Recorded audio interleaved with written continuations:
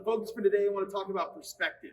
Perspective, because the ramps are always a historical thing for us to do. You know, many alumni before you have come through and done these ramps as well. I want to talk a little bit about the history of this building and big things with the university for football. So does anybody know about Red Grange? Okay, got some of you. So Red Grange, there's a big statue out front on the Grange Grove area, also named after him. Pretty incredible running back for the Illini back in the 20s.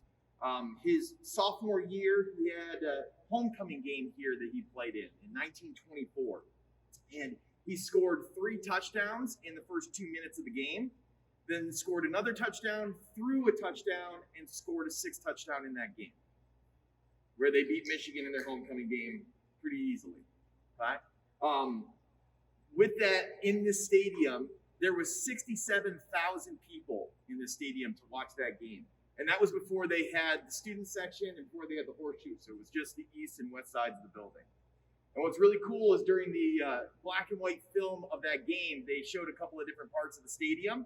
And there's a piece in there, and some of the guys that came in earlier in the week saw it, is that there was groups of people that were walking up these ramps that we do every week.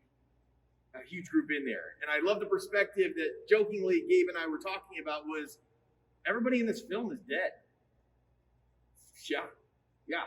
1924, and everybody on that ramp there. Think about everything that's happened in this building and the perspective of the history that's involved in it. And I love to have the idea of the building only has significance because of the people that built it and the ones that used it. Thinking about that you are part of that history just by coming to ramps and pushing the ramps today. Right? We don't have to do ramps, we get to do ramps. So it's all about that perspective. So when you feel that chill and you get to that very last ramp or that last sprint, we don't have to, we get to.